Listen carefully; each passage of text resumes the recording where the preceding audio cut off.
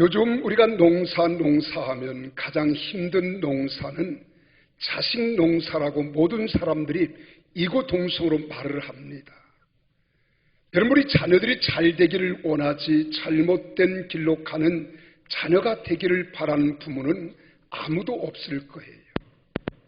이런 말을 하면 또 어떤 사람들은, 혹자는 그렇게 말합니다. 목사님, 우린 자식 다 키웠는데요, 우리와 상관이 없는 설교겠네. 아니에요. 여러분, 우리가 자식을 다 키웠어도 손주를 보니까 더 잘 키우고 싶더라고요. 여러분, 자녀들은 이 땅에 살면서 참 복된 인생, 멋진 생애를 살아가며 역사를 길이 빛내릴 수 있는 자녀들로 성장하기를 저는 주님의 이름으로 축복합니다. 오늘 여기 16절 말씀 중반절에 보면 그렇게 말합니다. 모든 지혜로 피차 가르치며 권면하라고 이렇게 말합니다. 그렇게 하려면 먼저 우리는 어떻게 해야 할까 고민이 되잖아요. 여러분, 우리가 자녀를 존중히 여기고 사랑하는 마음을 가질 때 그 자녀에 대한 바른 교육과 자세, 태도가 우리에게 생겨나는 겁니다. 여러분, 이런 말을 들으면 어떤 분들은 그렇게 말할 거예요. 자녀를 귀하게 여기지 않고 사랑하지 않는 부모, 할머니, 할아버지가 어디 있겠느냐고 말들 할지 모르겠지만은, 여러분, 우리가 자녀들을 대하는 부모님과 할머니, 할아버지, 어른들을 보면은요, 여러분, 자녀들을 존중히 여기기보다는 너무 천시하고 박대할 때가 많아요. 어떻게 하냐고요? 이야기를 들어보면 알아요. 애들을 대하는 태도를 보면 압니다. 우리나라의 유명한 아동문학가인 소파 방종환 선생님은 아이들을 부를 때 늘 어린 아이라고 불렀대요. 그러면 이 어린이라고 하는 말은 무슨 말이냐?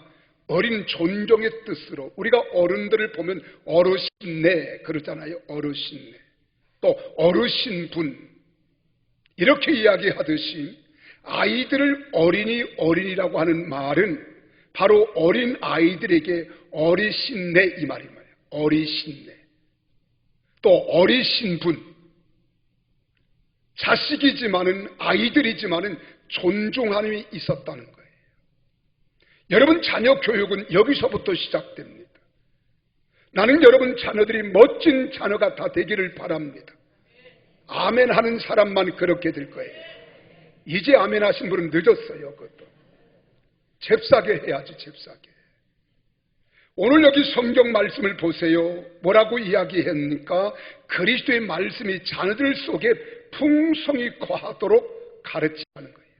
따라합시다. 그리스도의 말씀이 자녀들 속에 풍성히 거하도록 가르치자. 우리 16절 상반절을 같이 한번 읽어보실까요? 같이 있으니까 시작.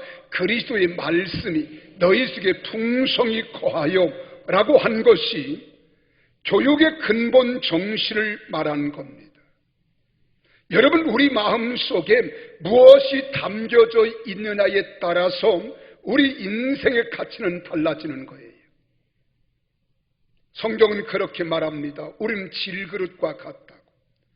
깨지기 쉬운 존재라는 거예요.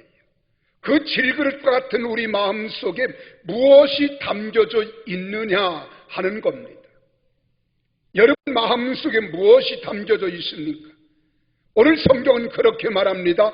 그리스도의 말씀이 너희 속에 풍성히 거하여, 하나님의 말씀이 우리 속에 풍성히 거하면, 풍성히 담겨져 있으면 그 말씀의 가치를 따라서 내 행동과 언어와 삶이 된다는 거예요. 그러므로 교육의 근본 정신은 그리스도의 말씀이 우리 속에 풍성히 거할 때 가능한 겁니다. 여러분, 주일학교나 이제 여름철을 맞이해서 여름 성경학교를 하고 있습니다마는, 이 주일학교나 여름 성경학교 또한 오늘 어른들 예배 속에서 말씀이 빠지면 그것은 하나의 학교에 불과한 거예요. 여러분, 썸머스쿨입니다. 우리 부모나 교사들에게는 성경 말씀, 즉 하나님 말씀을 가르친다는 확 확고한 신념이 있어야 돼요. 자녀들 마음속에 사단이 자리 잡게 하면 안 됩니다. 여러분 마음속에, 우리 자녀들의 마음속에 사단이 자리를 잡거나 사단이 우리 마음에 악한 생각, 더러운 생각들을 집어넣음으로 잡초를 뿌리기 전에 하나님 말씀의 씨앗을 풍성하게 우리 자녀들의 마음속에 뿌려두어야 한다, 이 말입니다. 그리하면 죄악의 잡초나 죄악된 요소가 나올 수 없게 되는 거예요. 우리 부모님들이나 우리 교회학교 선생님들이 그리스도의 말씀, 성경 말씀을 자녀들이나 어린이들 마음밭에 풍성히 뿌려두면 그 중에 어느 한 말씀이 그 심령에 착상되고 생명 있는 신앙의 인격체로 성장하는 것입니다.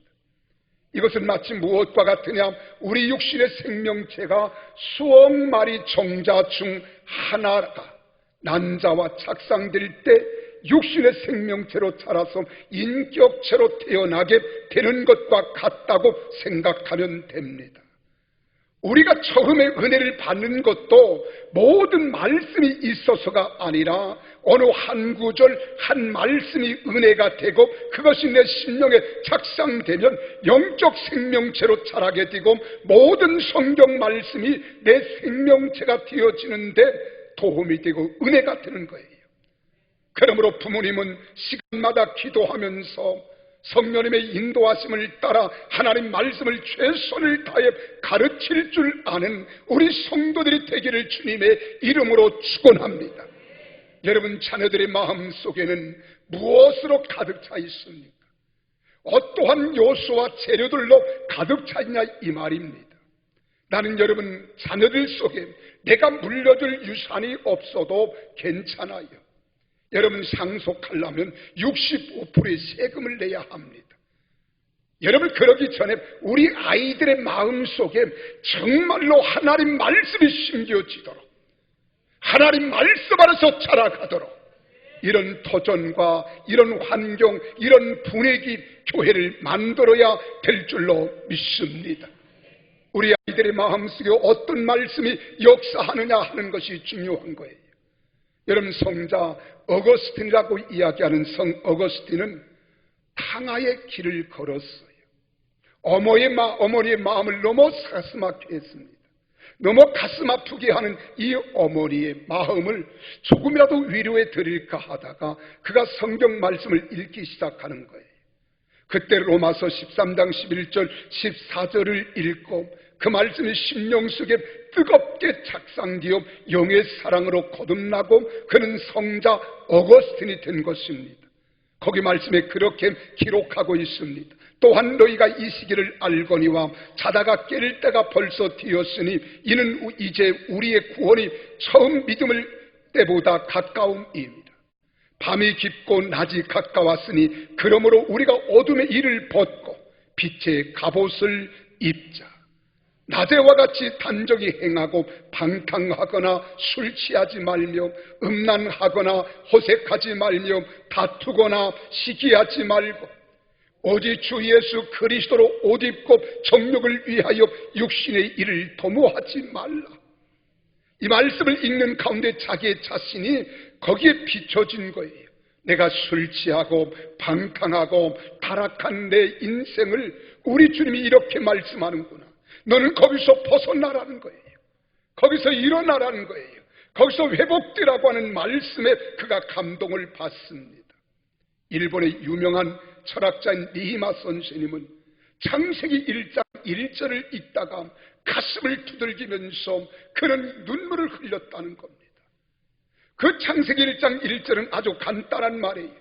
안 믿는 사람도 수없이 많이 읽어본 성경일 겁니다. 성경을 읽다가 덮고 읽다가 덮고 그러지 않았겠어요? 태초에 하나님이 천지를 창조하시니라.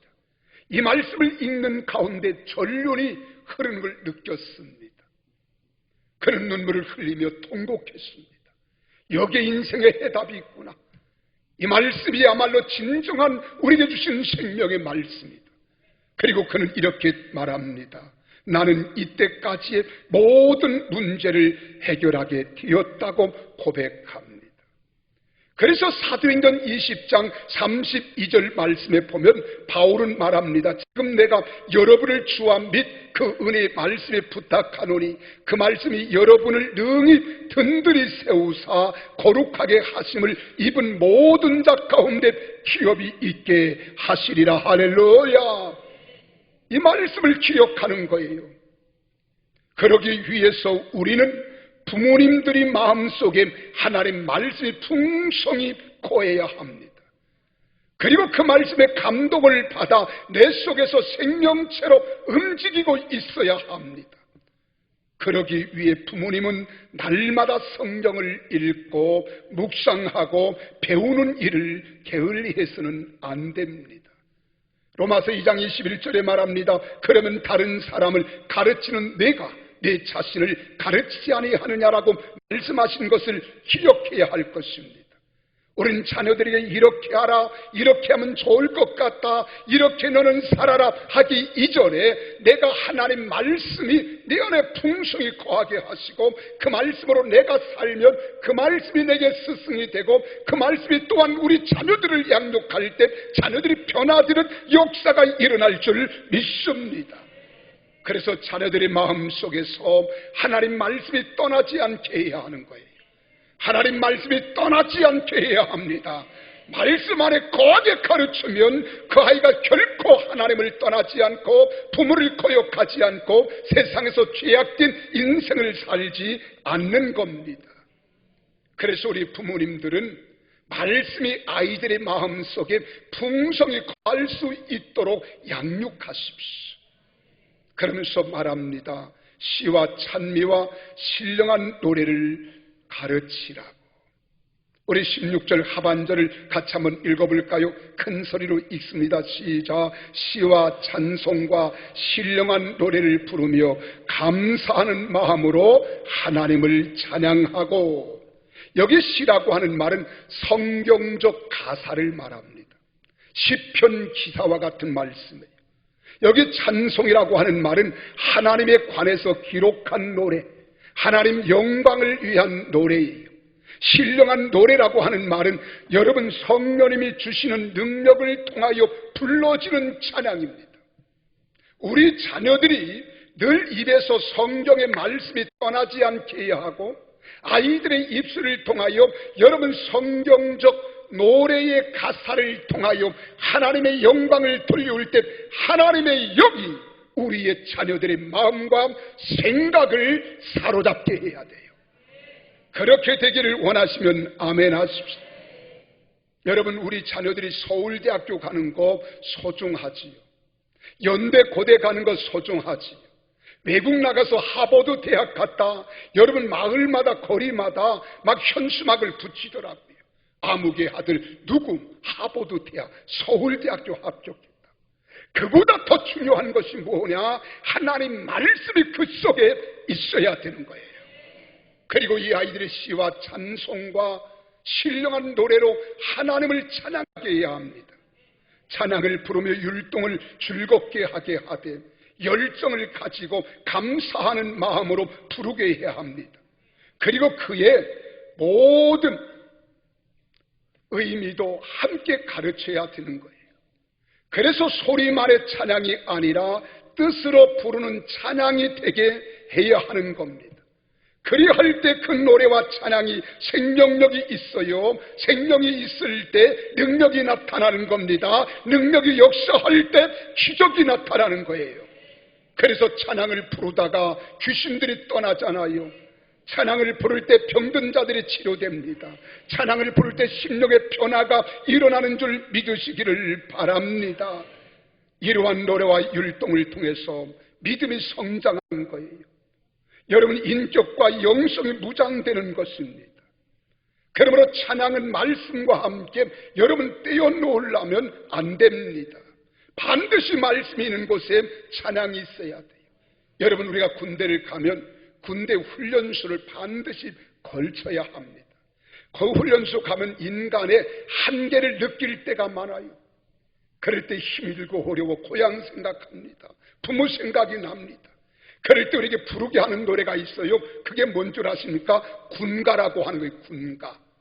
사나이로 태어나서 할 일도 많건만, 이렇게 하면은요 이상하게 내 행동이 달라져요.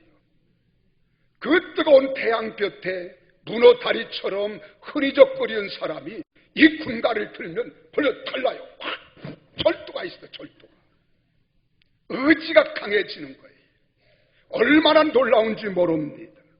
군가가 단결심과 정신무장, 투쟁 의지를 높여주고요, 군인다운 군인의 기백으로 사기를 높여주는 것, 이것이 바로 군가입니다. 우리가 하나님 말씀을 알고 우리가 찬송을 부를 때에도 이 찬송 속에는 영감이 있습니다. 영감이 뭐냐고요? 남편이 없는 할머니? 하나님의 영이 충만한 거예요. 나는 영감 있는 여러분들이 되시기를 바랍니다. 그래서 종교개혁자인 마틴 루터가 종교개혁을 할 때에 친히 찬송을 작사 작곡해서 부르게 했잖아요. 그리고 승리를 거두는 거예요. 교황청 앞에 설 때에도, 재판관 앞에 설 때에도 그는 두려워하지 않고 담대하게 이런 찬송을 작사 작곡합니다. 내주는 강한 성이에요. 내주는 강한 성이에요. 얼마나 내용이 강합니까? 방패와 병기 대신 큰 환난에서 우리를 구하여 내시리로다. 예돈수 마귀는 이때도 힘을 쓰지만 우리는 나가 이긴다는 거예요. 세상은 여러분을 넘어뜨리고 쓰러뜨리려고 온갖 혈안되어 있지만 우리 주님은 여러분 속에서 강한 능력이 되어 주실 줄 믿습니다.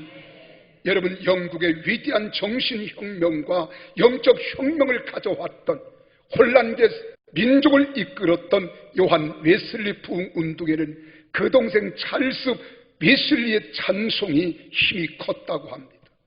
미국의 유명한 부흥사 무대에게는 생키의 찬양이 전 세계를 물결치게 했다고 하잖아요. 예수님도 십자가를 지기 위하여 십자가의 죽음을 앞두고 마태복음 26장 30절에 보니까 찬미하며 감람산으로 나아가니라고 말씀하고 있습니다. 여러분, 시와 찬미와 신령한 노래는 신앙의 성장과 인격 정서의 큰 원동력이 되고요, 원수 마귀와 싸워 이기게 하는 능력이 되는 거예요. 죽음을 앞에 둔 고뇌와 역경도 능히 이길 수 있게 하셨고 나아가게 하는 그 발걸음의 원동력이 될 수 있었던 겁니다. 그러므로 찬송과 노래는 하나님 말씀의 기초를 두고 있기 때문에 힘이 됩니다. 능력이 됩니다. 소망이 됩니다. 용기를 불러일으킵니다. 찬송하는 사람은 승리하는 거예요. 찬송하는 사람은 이기게 되어 있습니다. 찬송하는 사람은 견디게 되어 있습니다. 여러분, 우리나라의 유명한 신앙의 거성입니다. 신앙의 아버지입니다. 주기철 목사님을 잘 아시잖아요. 이 주기철 목사님의 사상과 그리고 그의 신앙을 우리가 본받아야 됩니다. 이 주기철 목사님이 일제 36년 지하에 엄청난 압박을 당할 때에 신사 참배를 견디다 못합니다. 옥고를 치르시고 못판 위를 걸어가는 이 가운데에도 우리 주기철 목사님은 찬양을 잃지 않았어요. 친히 작사한 찬양입니다. 서쪽 하늘 붉은 노을 영문 밖에 비치누라.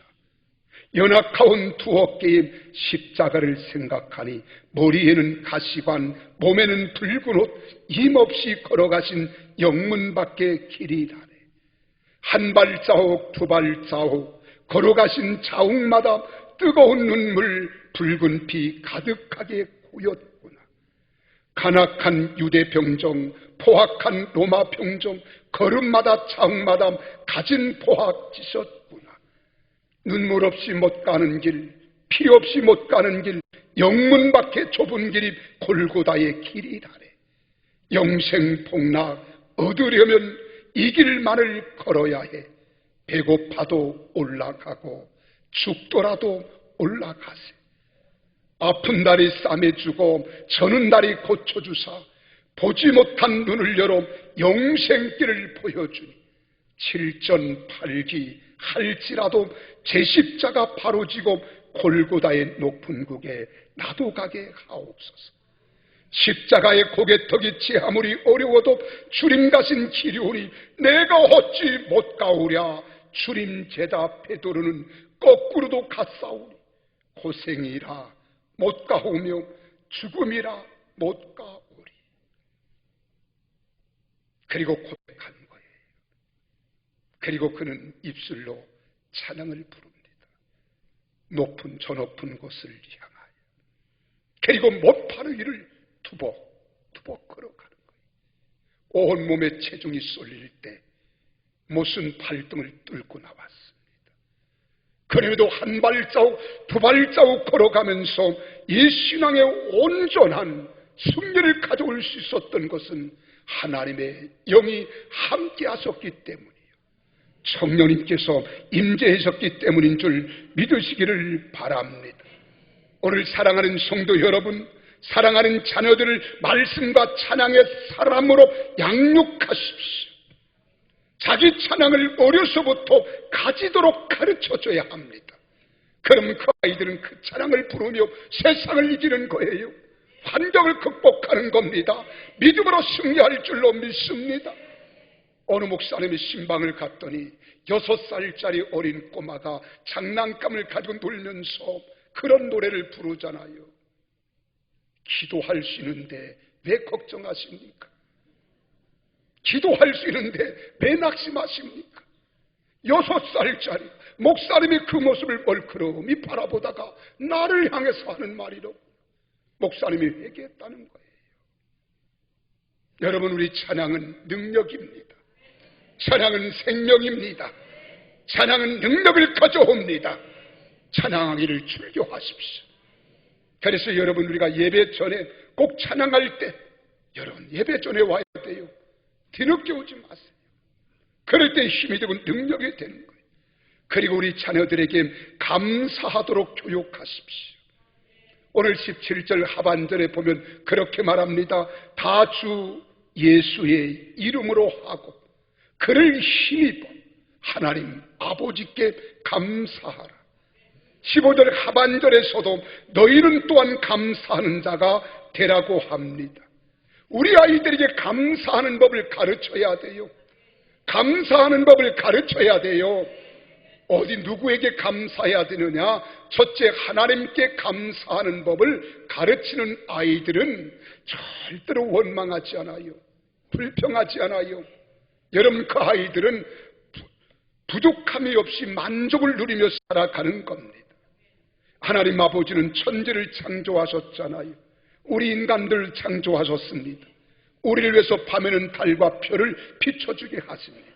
낮에는 태양빛이 비춰지게 하시고 때를 따라 단비를 주십니다. 공기를 주시고 때로는 바람을 불게 하셔서 대기를 순환시켜 주시고 맑은 공기도 정화시켜 주시니 깨닫고 감사해야 돼요.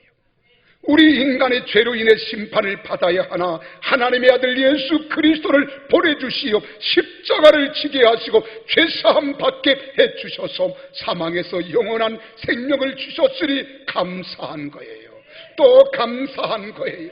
그리고 하나님의 자녀 삼아주시고 하나님을 아버지라고 부를 수 있으니 얼마나 감사합니까? 이런 감사를 우리 자녀 손들에게 가르쳐야 될 줄로 믿습니다. 그리고 부모님께 감사하는 법을 가르쳐야 합니다. 우리를 낳아주셨잖아요. 길러주셨잖아요. 먹여주시고 입혀주시고 공부시켜주셔서 성숙하게 자랄 수 있도록 하셨으니 얼마나 감사합니까? 그래 감사하도록 가르쳐야 돼요.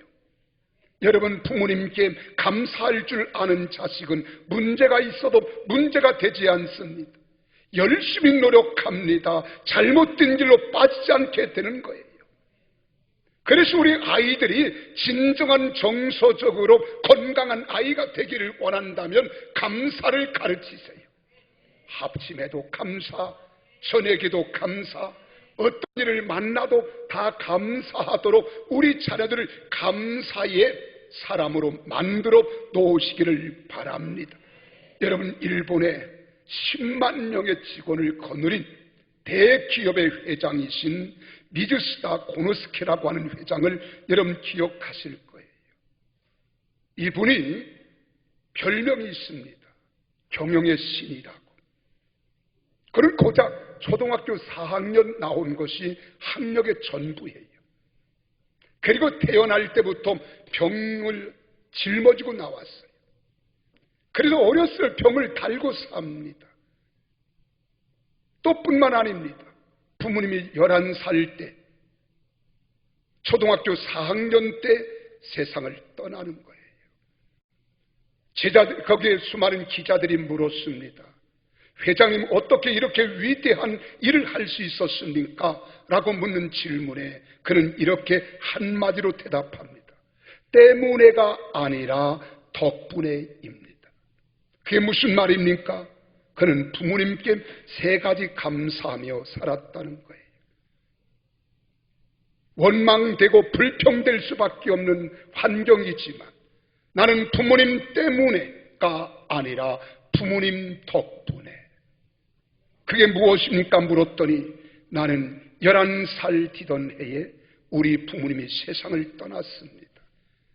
그래, 11살 때 부모님이 세상을 떠났기 때문에 아니라 11살 때 부모님이 세상을 떠난 덕분에 나는 일찍 철이 들었습니다. 두 번째는 내가 초등학교 학력이 전부입니다. 부모님이 11살 때 돌아가셨으니 그럴 것이지요. 그래, 나는 초등학교 4학년 때 우리 부모님이 돌아가셨는데 내가 4학년밖에 못 맞췄습니다. 그래서 나는 초등학교 4학년밖에 공부하지 못한 것 때문에가 아니라 초등학교 4학년까지 공부한 덕분에 이렇게 말한 거예요. 그래서 자기는 일생 동안 손에서 책을 놓지 않았고 부족한 학문과 지식을 채우기 위해서 나는 초등학교 4학년이라고 하는 이것을 가슴에 담고 끊임없이 공부했습니다. 그 덕분에.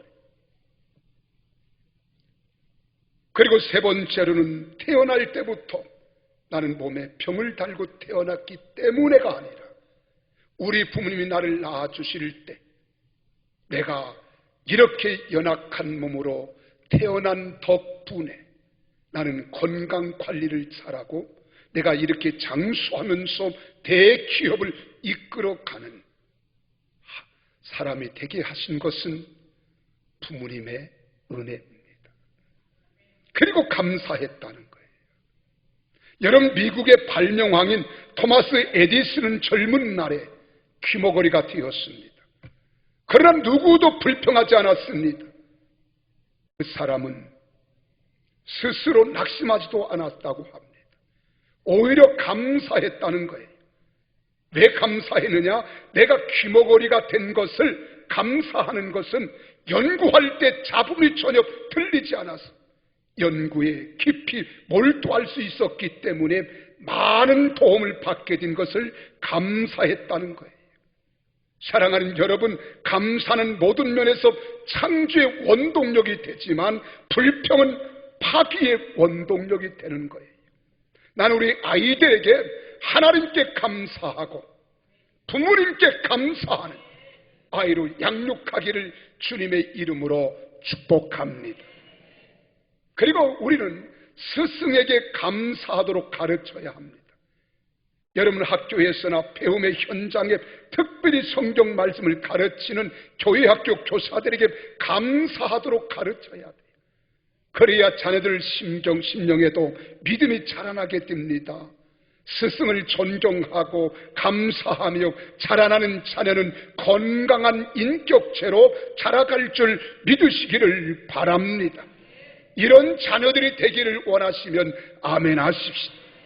그리고 우리는 기도하는 자녀가 되도록 교육해야 됩니다. 오늘 여기 본문 말씀에 예수님의 이름으로 하나님 아버지께 감사하는 것을 기도를 말합니다.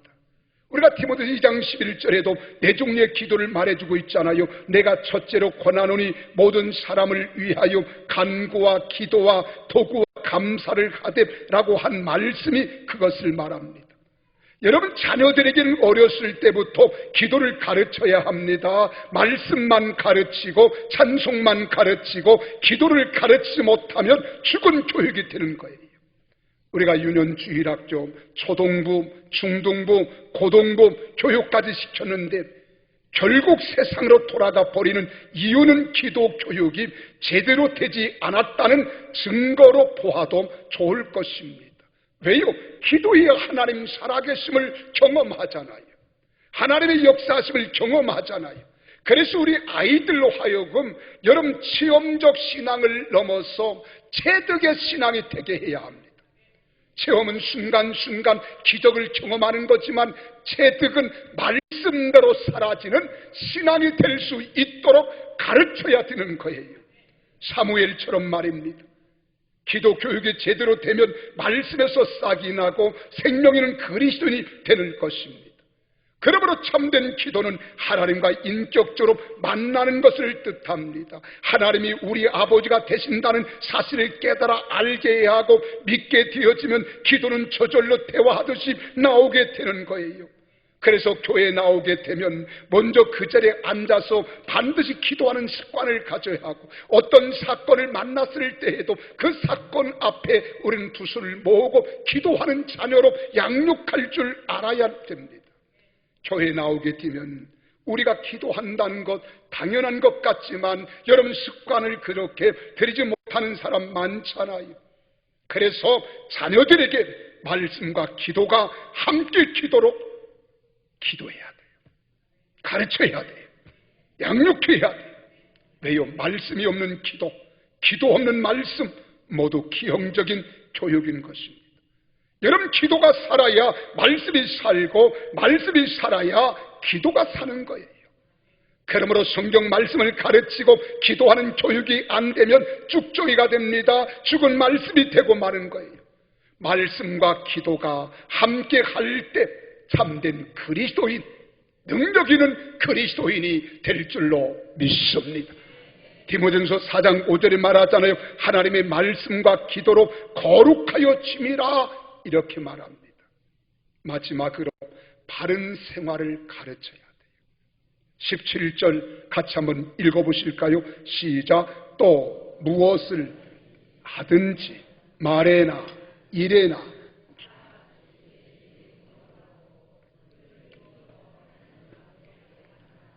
아멘. 저는 이것을 한마디로 바른 그리스도인의 생활 조율이라고 말씀드리고 싶어요. 주 예수 그리스도의 이름으로 하라는 것은 모든 것을 행할 때에 주님의 마음, 주님의 뜻, 주님 말씀에 합당하게 하라는 거예요. 그래서 아이들을 가르칠 때 첫째, 우리는 바른 생활 가운데 말하는 교육을 가르쳐야 돼요. 사람은 말하는 대로 인격이 변화됩니다. 거친 말을 하면은요, 그 인격이 성품이 거칠게 되는 거예요. 그러므로 감사하는 말을 하도록 가르쳐야 합니다. 입술로 감사하고 기뻐하고 칭찬하고 격려하고 높여주는 사람은 긍정의 사람이 됩니다. 그러나 남을 비판하고 남을 탓하고 남을 모함하고 남을 욕하는 사람은 부정의 사람이 되는 겁니다. 그런 말하는 교육이 대단히 중요해요. 에베소 5장 4절에 말하잖아요. 누추함과 어리석은 말이나 희롱의 말이 마땅치 아니하니 돌이켜 감사하는 말을 하라고 합니다. 인사 잘하는 것은 말의 교육입니다. 우리가 길과 거리에서, 여러분 가정에서나, 여러분 또 뿐만 아니라 우리 자녀들이 또는 어른들을 만났을 때 오늘 교회 안에서 인사하는 법을 가르쳐야 돼요. 이것이 여러분 대단히 중요합니다. 어른들을 만나면 무조건 인사하게 하세요. 인사하도록 가르치면 그 아이는요, 어른들을 공경하게 되어 있어요. 미국 사람들 보세요. 누구를 만나든지 다 하이 그럽니다. 아침에 만나면 굿모닝 인사하는 거예요. 공통가 하이 그래요. 우리 아이들도 그렇게 가르쳐야 돼요. 제가 엘리베이터를 탔습니다. 한 가족이 같이 기다리고 있는데 두 어른이 같이 인사를 해서 안녕하세요. 반갑습니다. 애들은 얼큰하게 서 있어. 야, 너희도 우리 같은 나이네. 한 마을, 우리 한 가족인데 인사드려야지. 안녕하세요. 그래요. 그래 엘리베이터를 탔습니다. 그래서 이제는 머리를 쓰다듬으면서 참 너 멋지게 이 다음 한 가닥 가겠는데 야 멋지게 생겼네. 그리고 칭찬을 막 해주는데 벌써 10층에 왔어요. 이 아이들이 내가 내릴 때 안녕히 들어가세요 벌써 인사하더라. 벌써 달라지는 거예요. 달라지는 거예요. 아이들이 자꾸 인사하는 법을 가르쳐야 돼요. 저는 우리 아이들 처음부터 우리 아내에게도 결혼하고 아이를 처음 낳았을 때 제가 부흥회 갔다 오거나 어디를 갔다 오면 반드시 밤 12시든 1시든 깨워서 절을 하게 했습니다. 세상에 아내가 남편에게 절하는 사람이 어디 있습니까? 하는 거라고. 이도 결혼 초에 잡아야지요. 시간이 지나면 안 됩니다. 그래서 그 습관이 있는 거예요. 어디 가든 꼭 큰 절을 올려요. 인사하는 게 그렇게 중요합니다. 두 번째로 여러분 노동을 가르쳐야 됩니다. 여러분 주님의 마음으로 일하고 사회생활을 하고 봉사하는 일도 하도록 아이들을 가르쳐야 됩니다.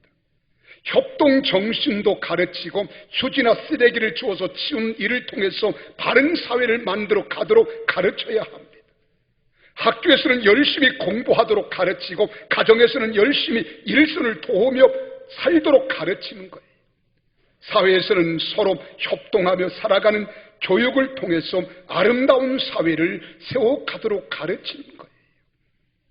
여러분 우리는 너무 아이들을 손쉽게 가르치려고 하지 마세요. 노동의 대가, 땀의 대가를 아이들이 느끼게 만들어줘야 됩니다. 열심히 공부하는 것 소중합니다. 해야 합니다. 그런데 그 아이들을 통해서 바쁜 부모님의 일손을 돕는 것도 소중한 거예요. 너는 됐다, 내가 하니까 가서 네 할 일은 해, 공부나 하라고. 아닙니다. 저는 그렇게 말하고 싶지 않아요. 근데 요즘 아이들을 너무 온실아래 키우는 식물처럼 가르치고 있다는 거예요. 그렇게 오기가 크면서 키워서 어떡하려고요. 땀을 흘릴 줄 알아야 돼요. 우린 어렸을 때 옛날 이야기하면 여러분 꼰대라 그럽디다. 그러나 할 말은 해야 합니다. 어렸을 때 학교 갔다 오면 책보따리 집어 던지고 어른들 일손 돕는 것이 우린 일상생활이었습니다. 부모님들 농촌에서 퇴근은요 해가 저물어서 어둑어둑해야 그림자 보고 왔습니다. 늘 우리 어머니 하신 말씀이 있어요. 집안은 깨끗해야 하느니라. 그래서 집안 우린 마당이 큰 마당이 앞마당 있고 안마당 있고 바깥마당이 있었어요. 쓰려면 한참 걸립니다. 한번 썰어 놓았더니 우리 일꾼들이 그렇게 좋아하는 거예요. 도련님 수고했다고. 우리 아버지 어머니가 수고했다. 그 칭찬 한번 듣고 나니까 그 다음부터는요 반드시 우리 아버지 어머니 일꾼들 들어오기 전에 그냥 다 쓸어요. 얼마나 칭찬 많이 받았는지 몰라요. 내가 그거 먹고 이렇게 살이 찐 거예요. 여러분 우리가 노동을 가르칠 줄 알아야 돼요. 그래야 우리 자녀를 바르게 양육합니다. 그리고 우리는 무엇을 하든지 주님의 뜻과 말씀으로 따라 하도록 가르쳐야 합니다. 신문 배달을 해도 카페에서 여러분 아르바이트를 해도 예수님 정신으로 정직하고 부지런하게 일하도록 가르쳐야 돼요. 어디를 가나 무엇을 하든지 예수님의 이름으로 소금과 빛이 되어 인정받는 사람, 영향력을 주는 사람, 없어서는 안 될 사람이 되도록 교육해야 될 줄로 믿으시기를 바랍니다. 그래서 여러분 자녀 손들이 세상의 빛이 돼야 돼요. 아멘이십니까? 나는 16절 중반의 말씀으로 결론을 맺고자 합니다. 모든 지혜로 피차 가르치며 권면하라고 이야기합니다. 이것은 가르치는 자세를 말하는 거예요. 세상적 학문은 교과 과정대로 가르치기만 하면 됩니다. 그러나 영성과 인성은 더욱 어려운 것입니다. 인간의 영혼 문제를 다룬 신앙교육은 더욱더 귀중하지 않겠습니까? 하나님과의 관계를 회복하고 성령 충만 받게 하는데 우린 열정을 쏟아야 됩니다. 학원 가는 것도 열심히 하라고 해야겠지만 여러분 더더욱 할 것은 하나님 말씀 안에 바르게 자라갈 수 있도록 학원 한 번 빠져도 괜찮아요. 그러나 수련회 같은 거 빠지지 말게 해야 합니다. 집중적인 교육을 하는 시간이에요. 모든 지혜와 인내와 겸손한 덕향이 필요한 때입니다. 지혜를 모으십시오. 귀감이 되도록 가르치고 권면해야 합니다. 우리 부모님들도 부모님의 연구와 기도와 영적 신앙생활에 모범이 필요한 거예요. 우리가 지식으로만 전달해서 가르치려고 하는 것만으로는 부족합니다. 궁극적인 목적은 참된 그리스도인과 영혼 구원과 성장이 있기 때문에 바르게 가르쳐야 돼요. 어제도 우리 유치부 아이들 성령 대망이 하는데요, 30분 설교했어요. 그런데 애들이요 막 토끼 눈 같이 뜨고 웃고 즐기며 나는 완전 원맹수어를 했습니다. 아이들에게 말씀을 넣어요. 한 사람 한 사람 부모님을 안고 와서 기도해 주는데 눈물이 나는 거예요. 이 아이들이 장차 대통령이 나올 수 있습니다. 바른 인격자가 대통령 돼야 합니다. 바른 사상을 가진 자가 대통령이 돼야 하는 거예요. 여러분 자녀 손들 가운데 대통령 나오는 게 그렇게 배가 아프니까 아멘 소리도 안 하게. 여러분 자녀 손들 가운데 대통령이 나와야 합니다. 꼭 나오시기를 바랍니다. 그러면 우리가 바르게 가르쳐야 되잖아요. 그래서 우리 자녀들로 하여금 그리스도의 장성한 분량까지 자라가게 해야 되고 성령 충만하게 해야 됩니다. 결론의 말씀입니다. 골로새 1장 28절 29절에 말합니다. 우리가 그를 전파하여 각 사람을 권하고 모든 지혜로 각 사람을 가르침을 각 사람을 그리스도 안에서 온전한 자로 세우려 함이니 이를 위하여 나도 내 속에서 능력으로 역사하시는 이의 역사를 따라 힘을 다하여 수고하노라. 힘을 다하여 수고하노라. 힘을 다하여 수고하노라. 기도하겠습니다.